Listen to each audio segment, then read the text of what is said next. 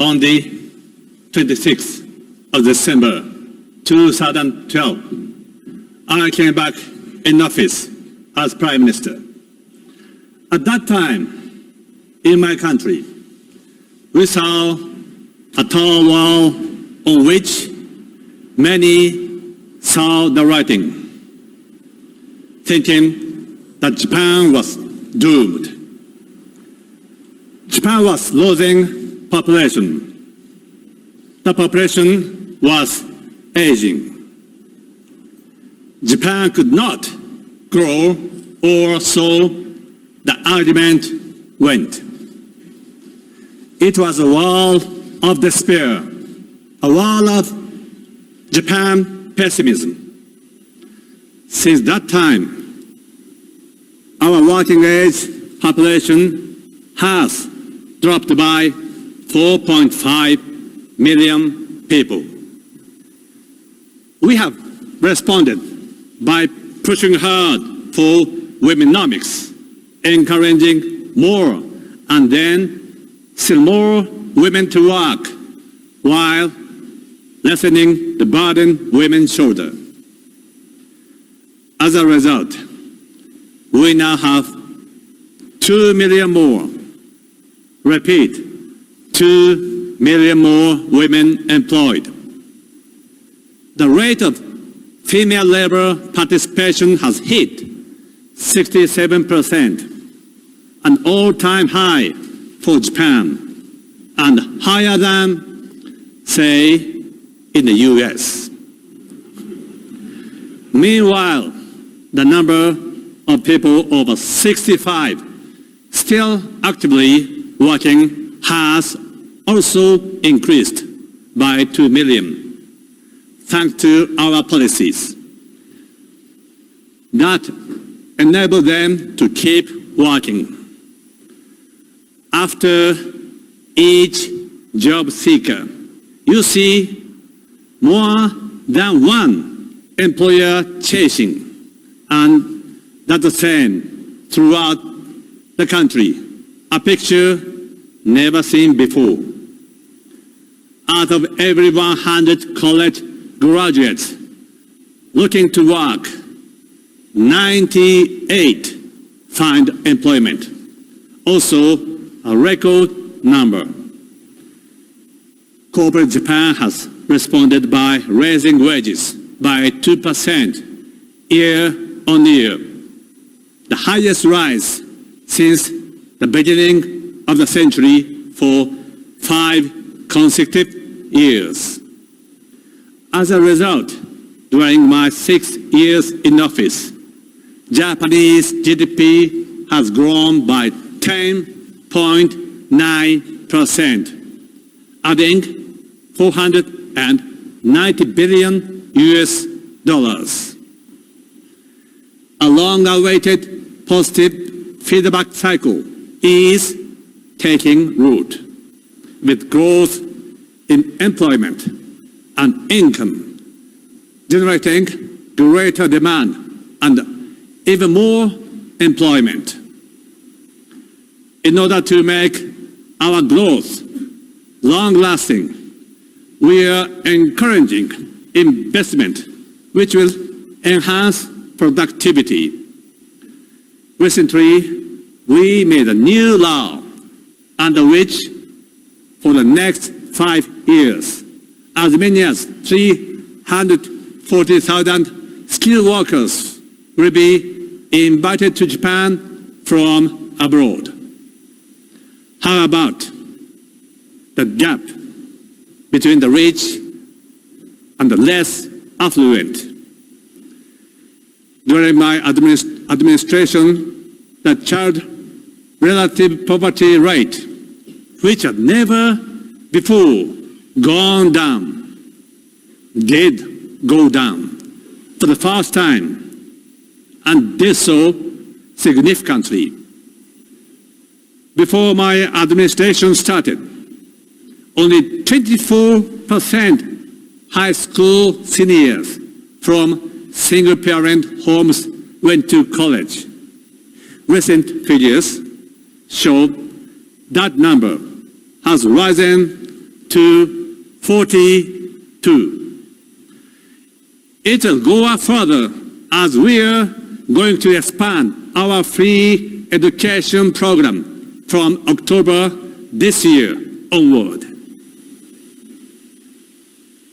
We are not widening the gap. We are narrowing it. Despair was wiped out by renewed hope.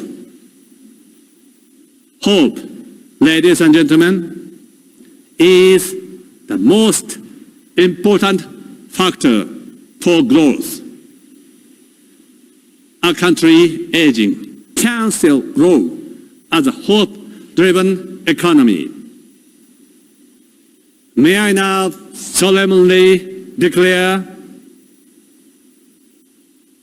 defeatism about Japan is now defeated.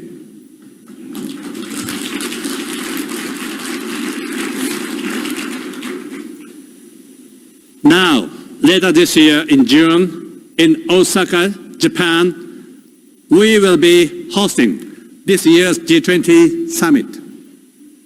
Let us make it a chance to regain optimism for the future, providing reassurance that it is possible to achieve a hope-driven economy.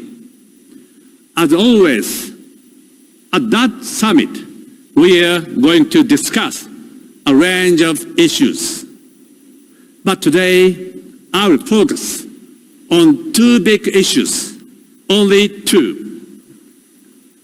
First off, I would like Osaka G20 to be long remembered as the summit that started worldwide data governance. Let Osaka G20 set in train a new track for looking at data governance.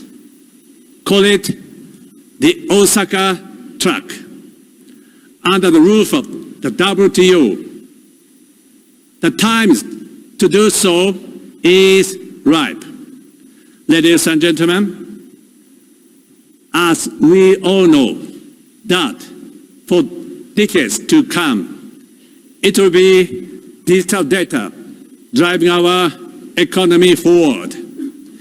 We had better act now because coming into being every single day is more than 2.5 quintillion bytes of data, which is, according to one estimate, as much as 250,000 times the printed material in the U.S. Library of Congress.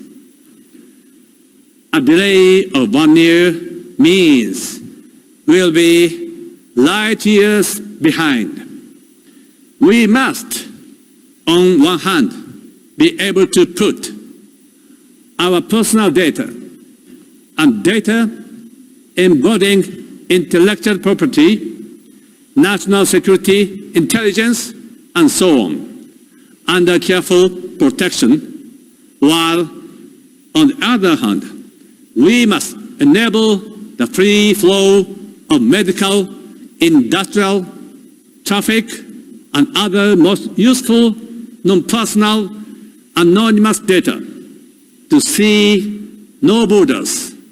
Repeat, no borders.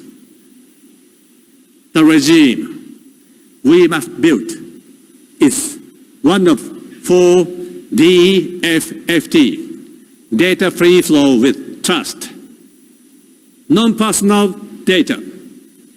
Needless to say, it is not the big capital-intensive industries, but rather individuals who will benefit from both the fourth industrial revolution and what we call Society 5.0, which this fourth industrial revolution will bring about.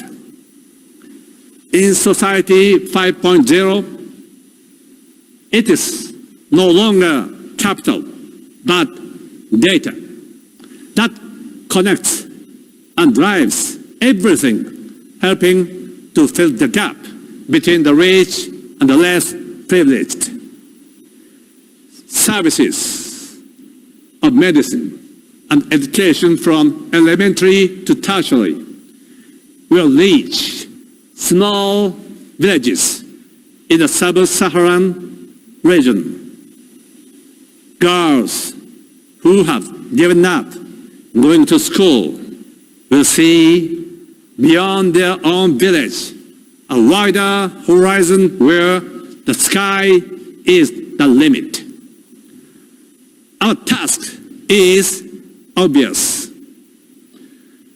We must make data a great gap buster through AI, IoT, and robotics. The data-driven society 5.0 will bring about a new reality for urbanity. Our cities will be made much more livable for all sorts of people from all walks of life.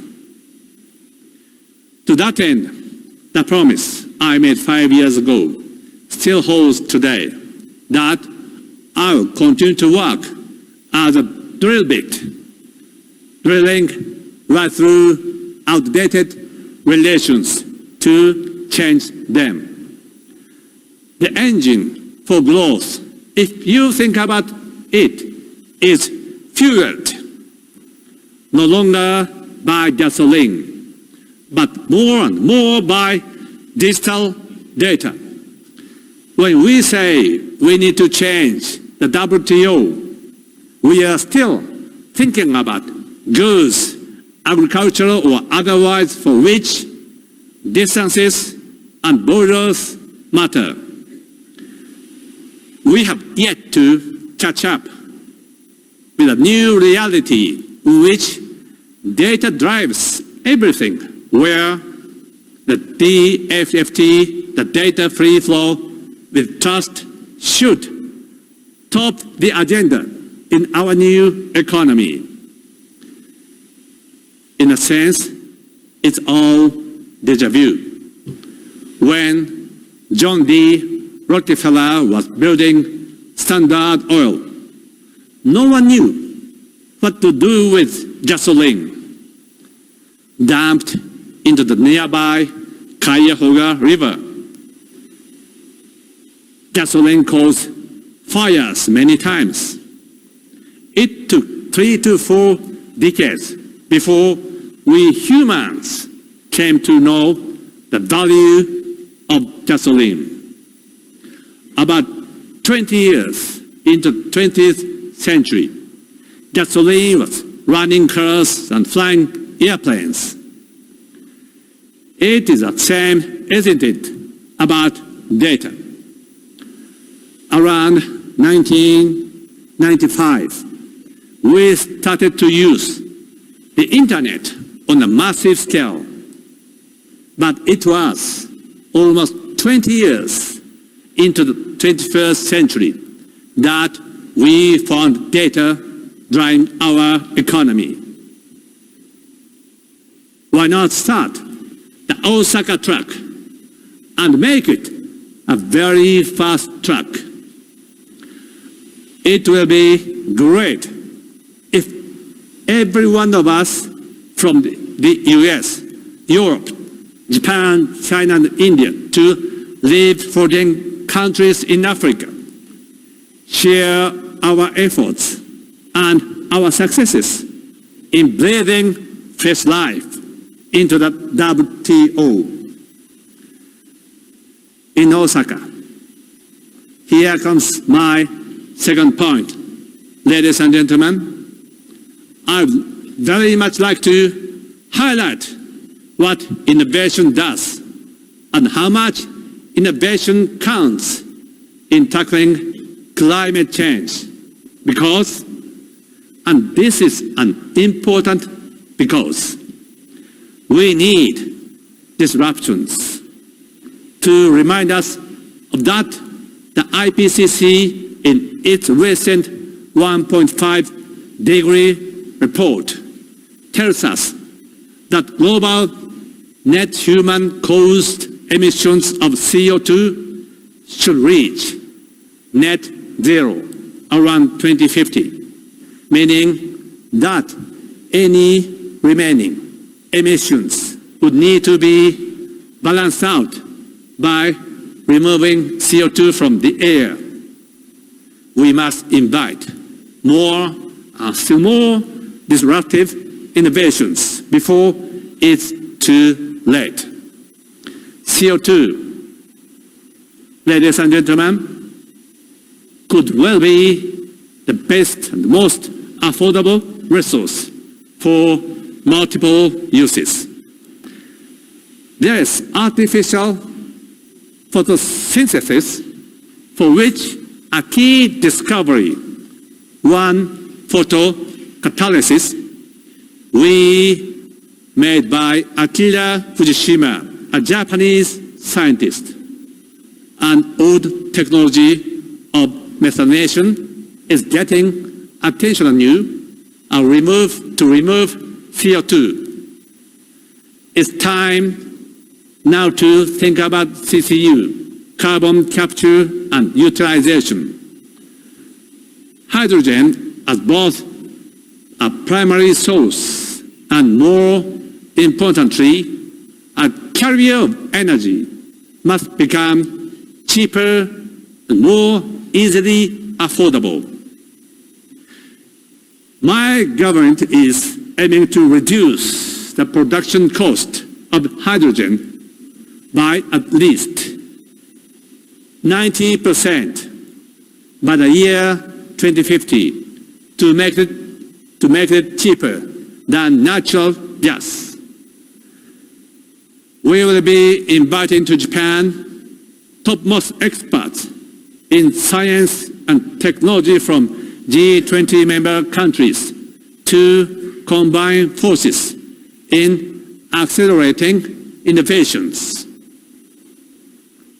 I'm also pleased to tell you that my government, first among others, published a guidance paper in December last year, along with the TCFD, or Task Force on Climate-Related Financial Disclosures.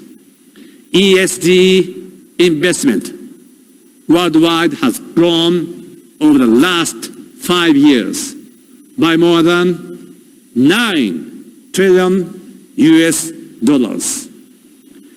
Not a big amount, but we must channel even more into green innovation.